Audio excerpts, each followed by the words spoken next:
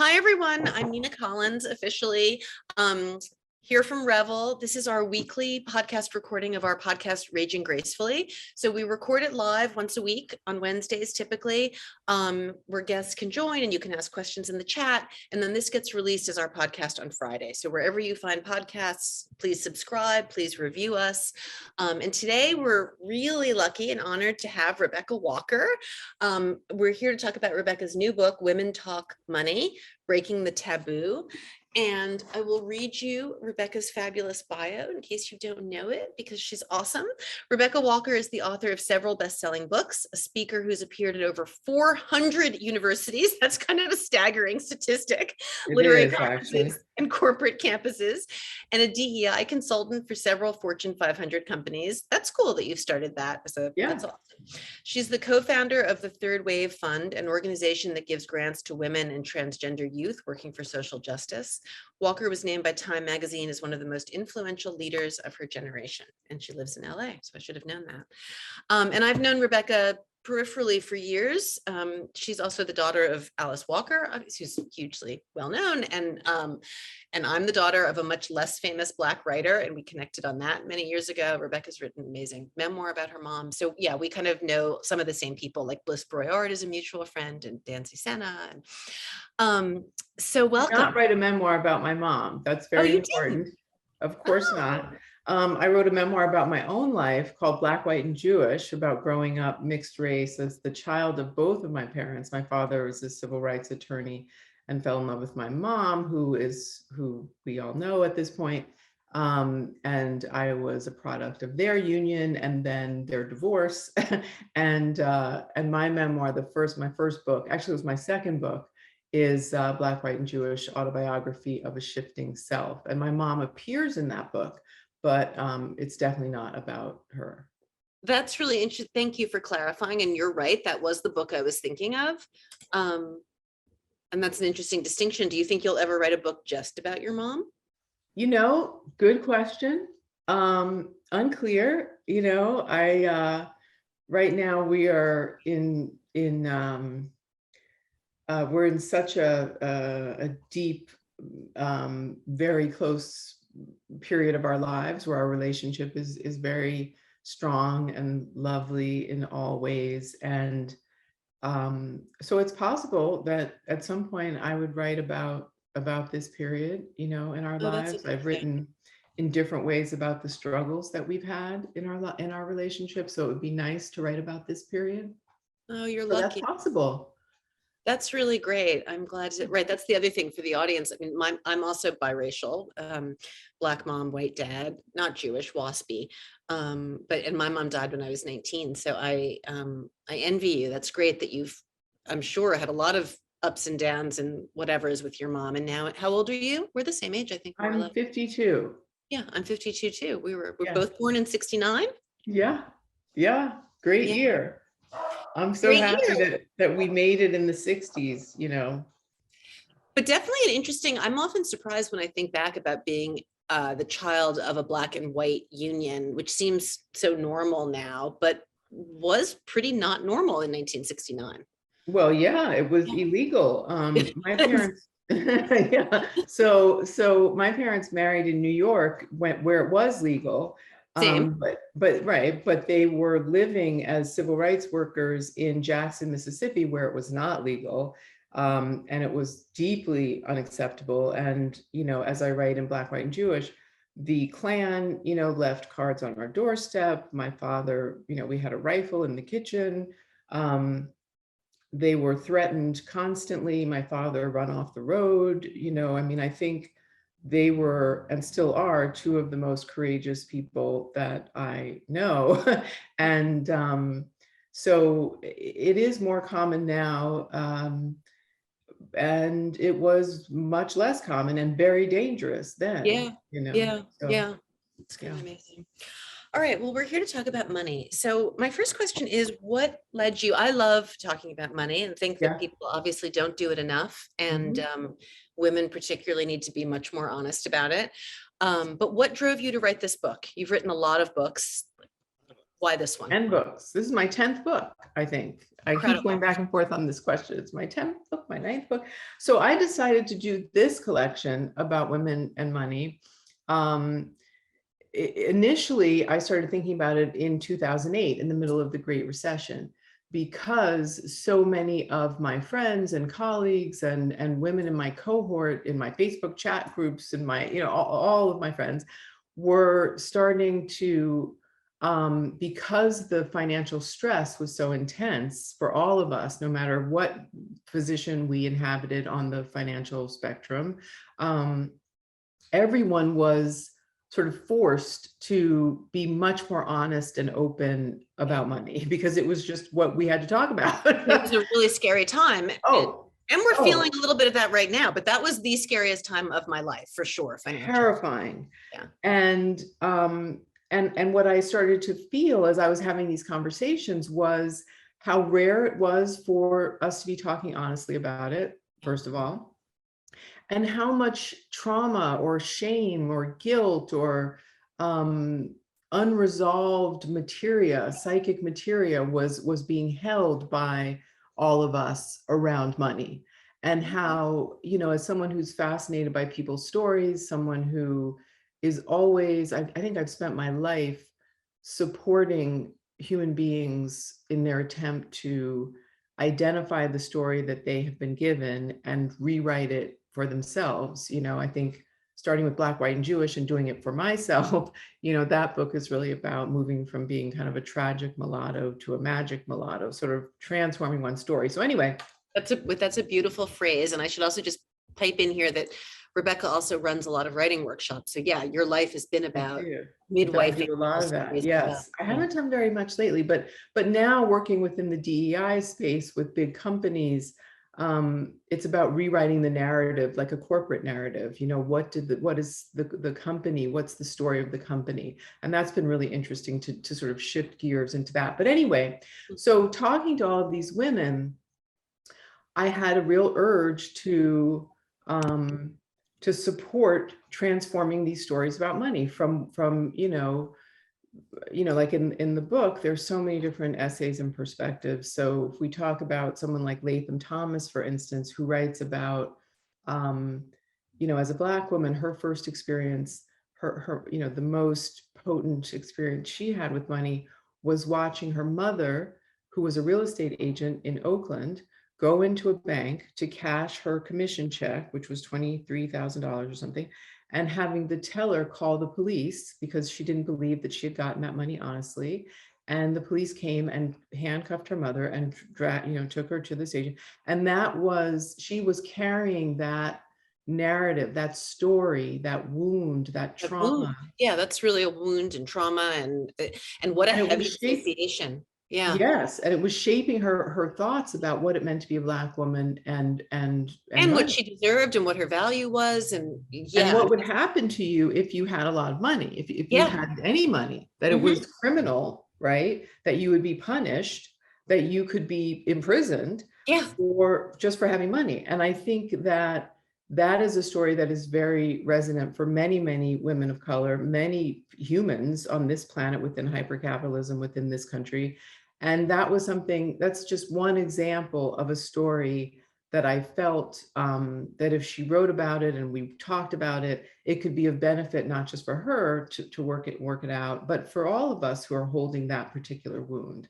And so that's when it was born. And I started to do it more consciously. I started to talk to writers before COVID, about 2018 or so, to start really trying to get the variety of stories that I was looking for. Yeah. This is my 5th collection. For some reason, I love editing collections, even though it's terribly hard. It's very hard, and it's often not terribly remunerative. I mean, as a former literary agent, I know, and so I really do admire you for doing it. The very first anthology that I remember being really marked by, do you remember when Laurie Abraham did Bitch in the House? Mm-hmm. Such a great I think I wrote a piece in that book. Oh, did you? I have it here.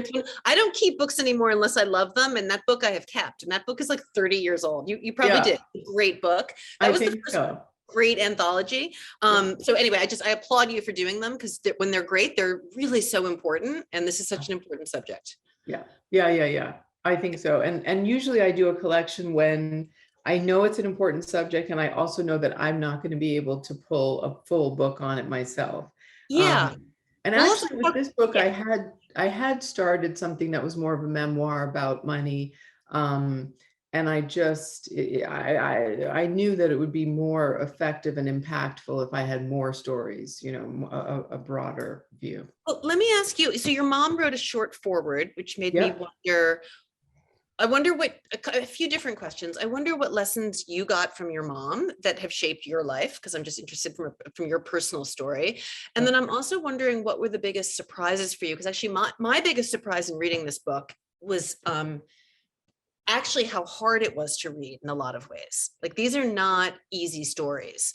There's a lot of, I mean, and I'm not trying to discourage, everyone should read it. It's a great book. And it's not that there aren't fun moments in it, but there are stories really of poverty and shame and fear and difficult, and obviously women end up in relationships ending and shifting often causes big upset financially, and it's in some ways there's just a lot of pain in this book, I thought, I thought it was more intense. It makes sense, money is complicated. So anyway, I'm wondering what your biggest surprises were when you were doing the book. I love that. I love hearing you say that, because it's great to hear responses in general, but I do think there's a lot of struggle in the book.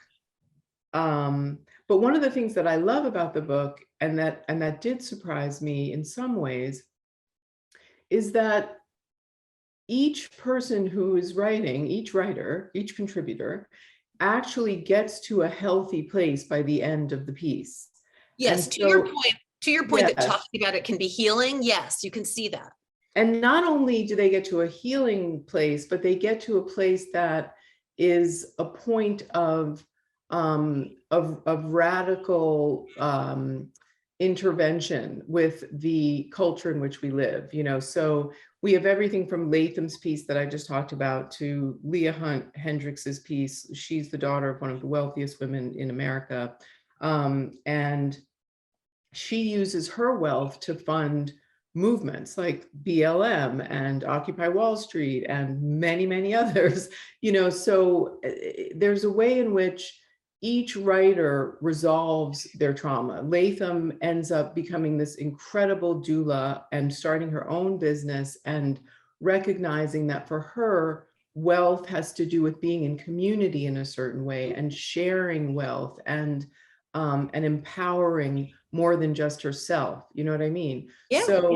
So I think that's one of the things that surprised me, was that unilaterally, like every single woman, in the book came up with a kind of different definition of money and what it can be used for, and what it can mean in one's life, and how it can reflect your highest values and your highest dreams for the world. Do you know what I mean?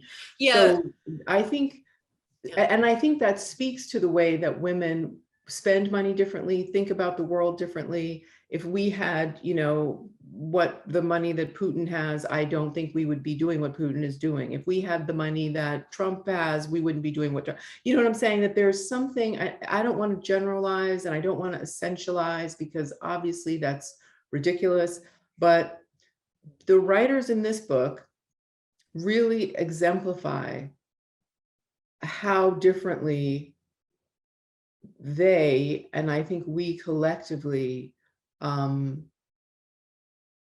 work with and metabolize and want to use money as energy for good, fundamentally, and for health.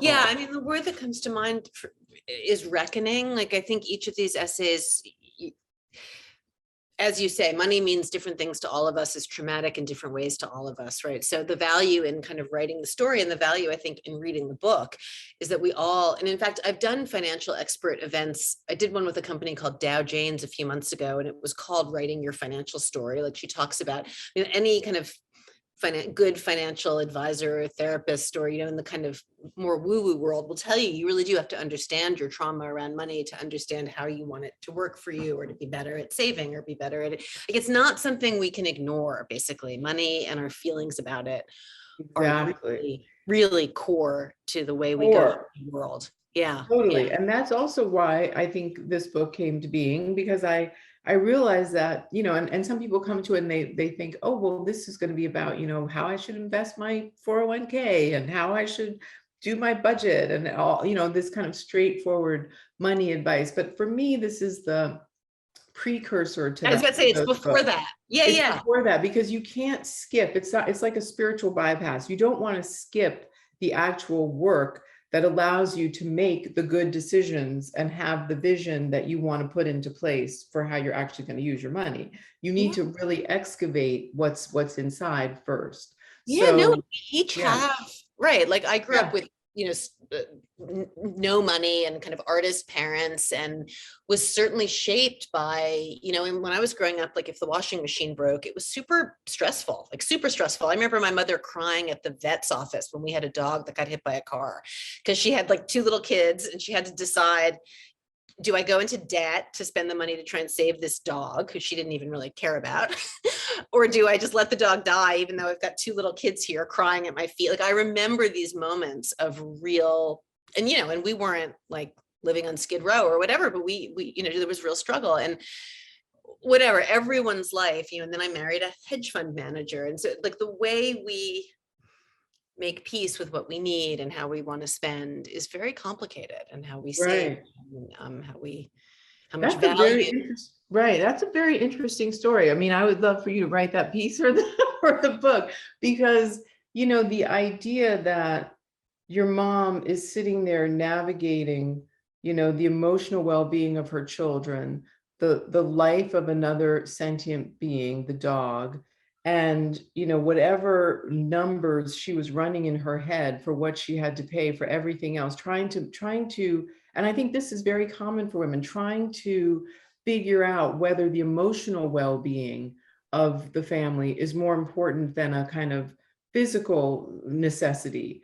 And that's something that I think women are constantly weighing. And that when one thinks about their future planning of how they want to deal with money, it's important to realize that there is an incredible value on emotional well-being and health, and that part of your financial planning has to be grounded in that, not just, I want to have enough.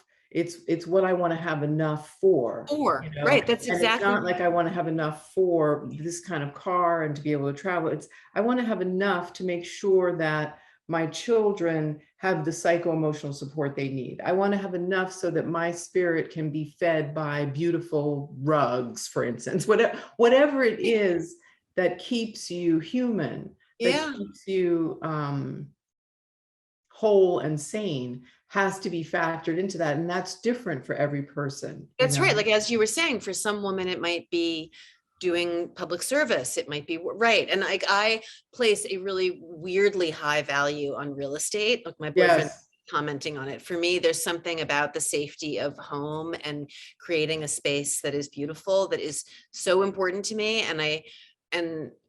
And so I do really, when I think about helping my children, I have 4 kids in their 20s. I am really focused on, if I can afford it, helping them create space. It's really interesting, like, what we value.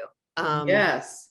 And I think it's really interesting. I mean, if you're friends close with Danzy, who's one of my dear friends, we talk about real estate constantly. Oh my God. And we actually laugh sometimes about the intersection with biracial identity, and if there is an overlap there, but I think I think there is something there to explore. But I also think, just as a woman of color, my mother's obsessed with, not obsessed, but she's been extremely focused on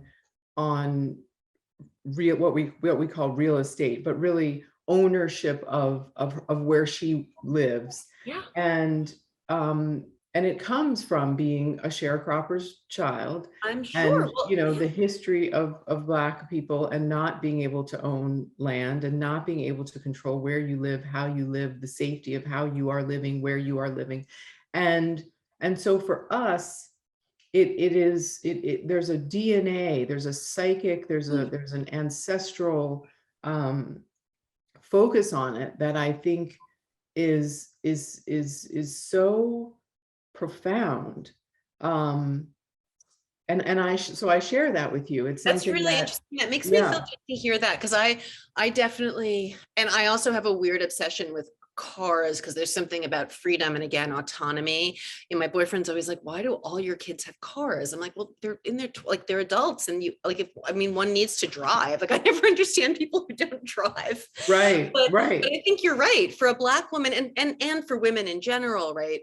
I mean, the advice I always give young women is, if you can, to buy real estate early. And if you have the temperament, to work for yourself. Yeah, Because to me, those two things, there's, particularly being a mom in the world, being a woman in the world, there's just more safety if you can work for yourself and figure out your own income and expenses and be in charge. And so it's interesting to think about how much that's, I mean, I'm sure you're right. For me, I was raised by a very kind of powerful, independent Black woman, and she did own her own house, and she was creating for herself. And as much as I saw her struggle, to me, those things seem kind of non-negotiable if you can manage them. Like, that's what you have to do, because the world is not gonna, and I feel good now I have to say, being a 52-year-old Black woman who is able to take care of her children and own real estate and make big decisions and not answer to anyone else about it, is exactly. hugely, hugely important for me. And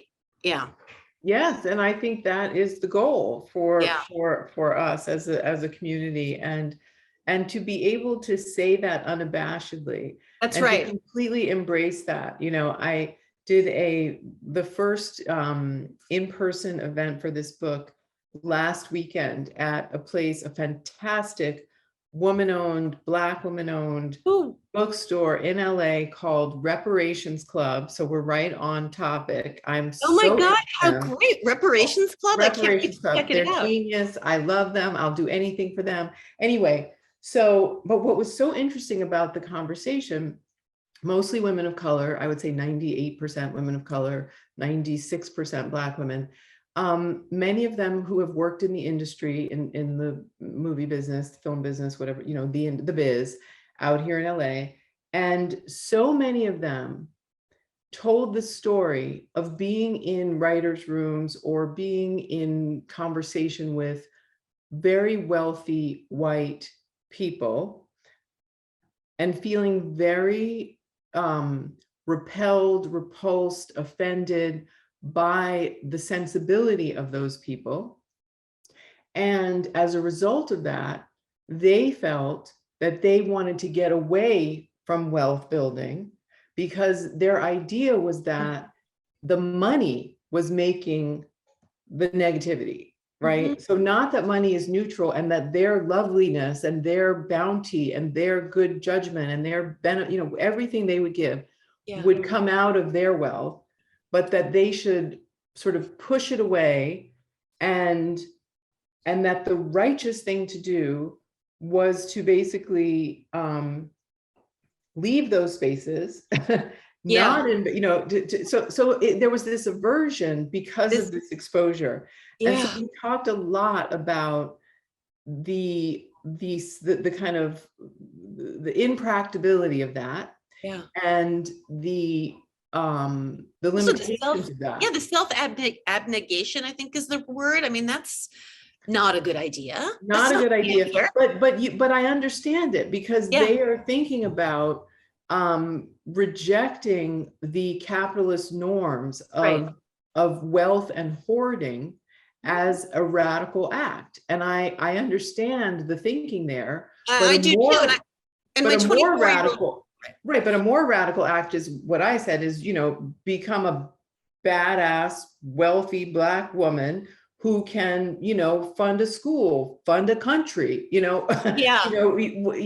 what you will do with it. Right. I mean, You both don't- sides are super interesting because my 24-year-old Black daughter who lives in LA and works in film and is very radical, she will definitely do the kind of anti-capitalist, blah, blah, blah. Like, I get the argument, but the truth, I mean, I guess it's a hard conversation, right? Because it's not, but it does feel good. Like I mean, and again, I guess to the point of your book, we each have to figure out our own story here, right? We have to figure out what money does for us, why it makes us feel, when and how it makes us feel comfortable, safe.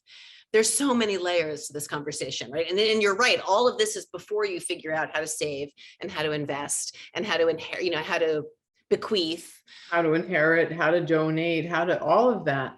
But that is so interesting that your daughter is in that space. I mean, it's this, that, there are some things that we really have to talk to the next generation about again and again from a lot of different perspectives so that they can deeply understand what we're talking about. And as a mom, I have a 17-year-old beautiful young son, and I have an 18-year-old stepdaughter. I mean, and what we realize as parents is that we have to say things so many times. I was about to say, that's so funny, Rebecca. We keep tripping over the same. I was about to say, one of the problems with kids is once they're out in the world in their 20s, you definitely feel like, oh my God, I didn't say XYZ. I didn't say it enough. You have to keep saying it. And then there's this whole element of they also just have to learn it themselves, which is the hardest part. Like there are some things, no matter how many times you tell them. And my kids are obsessed with like their credit scores, which I think is so funny. Like, I don't think I ever spoke to them about my credit score. And for some reason, that's a big topic among my children. I love that. I think that's great. Good job. That's excellent. We want them to be thinking about their credit scores. I mean, I love that. Yes to all of that. And so, I don't know about you, but I had my son learning about the stock market in 9th grade or 8th grade or something. And really understanding why we own real estate and why we think about, making sure that he has and the building intergenerational wealth, and why that's been hard for Black people, and why it's so important for us to do it now, and how you can lose it all in one generation and you better not, and this is why. And, I think these are the conversations that are so important. And I think that when they are in their 20s, I don't know, I haven't gotten there yet, but I tell my son all the time, there are 3 kinds of people. There are the people who you tell them what's going to happen, and they do the right thing because you've told them, and they listen and they believe you, and so they don't do it. There are the people who have to see someone get hurt doing the wrong thing, and they see the person and they're like, oh, I see it, I'm not going to do it. Then there are the people who have to go and actually do it and bang their head against the wall, and they lose everything, and then they get it. And I keep saying, don't be number 3. I actually that's good. I wish I had said that. Well, you still can, honey. They're only 20 something, and but actually, if we're talking about real estate and we're just chatting away here, one of my shame stories that I was holding was about real estate, and one of the reasons that I wanted to do this book, and I talk about it a little bit in the introduction. I remember it. Is that I bought my first apartment when I was in my 20s, and it was a very big deal, and it was about starting to build my own personal wealth, right? And I had gotten this message, as you asked earlier, from my mother, and her, that home ownership was critical. And I then, and it was a beautiful apartment in Brooklyn, it must have been a steal, because that was 30 years ago. It was a steal, honey. It was, and it was like borderline. It was near parks. It was near the park, Prospect Park, but it was kind of still edgy. It was like on its way to Fort Greene, whatever. Fort Greene wasn't Fort Greene, that, whatever. So it was $273,000. It was 3 bedrooms in an old renovated Victorian schoolhouse, unbelievably high ceilings, gorgeous, gorgeous, gorgeous. And then I fell in love with someone in LA, and I ended up selling that apartment Yeah. for $426,000. And part of what I believe in doing all this is that one must be transparent about numbers. So I I'm completely a agree. fanatic about being transparent about Completely numbers. agree. That's why I told you what I Go was into looking it. in LA. Like, I feel like people have to be more honest about numbers Have to. for And salaries and everything. Yeah. everything. So that's what happened. And for various reasons, there I was, and I didn't put the money into a new house. I was in love. I was following this very sort of romantic ideal, and love was going to take care of everything and blah, blah, blah. And now, you know, when I look at that apartment, I just saw it listed the other day for $3 million. Oh God. And, you know, you just think to yourself, Jesus, you know, but it was something that I had to learn about making pragmatic decisions and making decisions that not even pragmatic, but really thinking through the implications of the decisions I was making. And I remember my dear friend coming over as I was cleaning out the fabulous closet of that place when I was moving, and he was taking my fabulous clothes that I didn't want, whatever. And he said, "Are you sure you want to sell this apartment? Because this apartment is a serious situation, you know."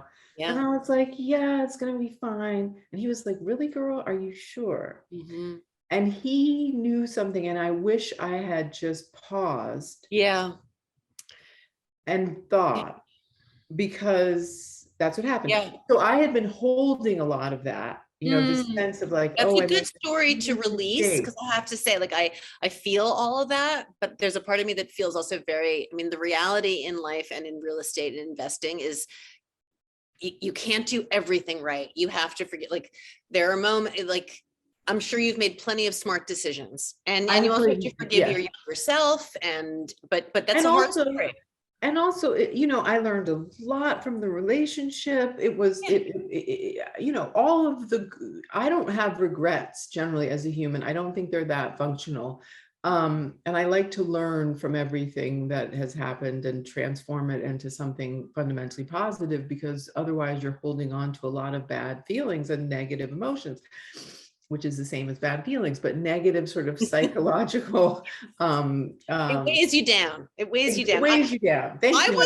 I once wrote an essay in my 30s about not having any regrets. And I have to say, now at 52, I have a few more regrets. Like, I used to think I don't have any. I think as you get older, whatever. But anyway, I hear you. It does weigh you down, and you need to figure out how to let go of stuff. Yeah, let go of the regrets, honey. Yeah. It's just, they're just a trap, you know, they just don't have regrets. So just keep it moving, basically. Just, you know, you have your mistake you made, then you realize that you know, it was, and it wasn't a mistake, basically, because even when you call it a mistake, it problematizes everything. You just didn't think as deeply about it as you should have, could have. And it's possible that I could have thought more deeply about it and made the same decision. That's right. And so really my biggest... And hey, you still made a $200,000 profit in your 20s. It's not a bad thing. Not a bad thing. But what followed, it was not awesome in terms of housing. So, you know, but yes. And, but I do believe that holding on to it, it's about, when I think about the thing that I was holding the most, when I really got deep into it, I thought I was holding shame about making the decision. But really the problem is I didn't think deeply before I made the decision. That's what I talk to my son a lot about. It's like, you know, think about it, play out the scenarios, so that when you look back on what happened, you know, no matter what happens, if it's a negative outcome, you can remember that you actually thought about it, you considered that this possible thing would happen, and you made this decision knowing that. And so you did the best. You did the best you could. You actually thought that. But when you don't think about it deeply, that's a problem, you know. And so that's partly, again, the thrust of the book and the process of making the book is to ask women to think more deeply about money in a real reflective way. To pause, and really try to understand how they're holding experiences. Right, here we go. Yeah, this was one of the early covers. And just take that beat, you know, to give voice to something that we don't talk much about, honestly. No, I think it's really so important. It reminds me actually of a member of the community who's a sex therapist invited me, a woman named Juliana Hauser invited me to do this tell your sexual story workshop because she wanted me to write about it. And I did it, but I didn't love it. It wasn't really the right moment for me. But anyway, she encourages you to really dig deep and tell your sexual story and blah, blah, blah. And it's the same kind of thing. Like we all should be taking some time to whether write to ourselves or write in a group or have a group and talk about our money story for so many reasons, to uncover it for ourselves, for transparency, as we talked about, so that women start getting the right information about salaries and costs. And, you know, it's, and women we still are at a disadvantage compared to men financially, obviously, in our culture. So this is particularly important for women of color, you know, for all of us. Yeah. So I love that you wrote this book. So I'm going to tell everyone again, the book is called Women Talk Money, Breaking the Taboo, 29 essays, edited by Rebecca Walker. This has been a great conversation, Rebecca. And I want to, next time I'm in LA, I was there for 2 weeks in April, but I'd love to see you. And hopefully I'll start spending more time there. And maybe great. Know each other. I would love to see you. We have lots of great places to have lunch. I would love to have. I'm going to look up Reparations Club. I haven't heard about it. Oh my God, Reparations Club. I'm the biggest fan of Reparations Club. Everyone should go visit, you know. And how long have you lived in LA? What's your like New York, LA balance? My story. I lived on Maui before moving to LA, and I was there for 8 years. And that was about trying to give my son this like gorgeous island childhood where, you know, racism in the way that we know it in this part of the mainland didn't really exist. And it does in a completely different way, but in a way that wasn't as intense for him. Mm-hmm. But then at a certain point, we both needed more than what the island could provide, you know, education. And I was spending so much time on airplanes, you know, speaking, and, you know, like flying to, you know, Microsoft and Facebook and schools and going to Europe. And it was crazy. So then I moved to LA now about 7 or 8 years ago. And before that, I was in the Bay Area for a minute. And then before that, I was in LA. And then before that, I was in New York. And your mom's in California? Yeah, my mom's in California. My dad's in New York. Nice. So I'm there I'm in New York. Yeah, I'm asking because I'm just I'm a lifelong New Yorker and I've never really lived anywhere else for a significant amount of time. And I do feel like before I get too old, I want to try and really have a full other experience. So I'm kind of thinking about it. I definitely feel from you like a great LA energy. I think I'm so happy when I get to LA. The second I get there, like the succulents, the produce, like the produce stays fresh so much longer in LA. It's weird. Yes. But I just think you seem ready for that kind of transition. Yeah, I really want to make really this happy so here. I'm in the middle of a lot of financial figuring out this next year, and I'm going to try and make that happen. Good. Well, I'll welcome you, and you know, Danzy and I will invite you to a lunch over in the sun. It'll be great. That would be great. And I'm going to check out Altadena.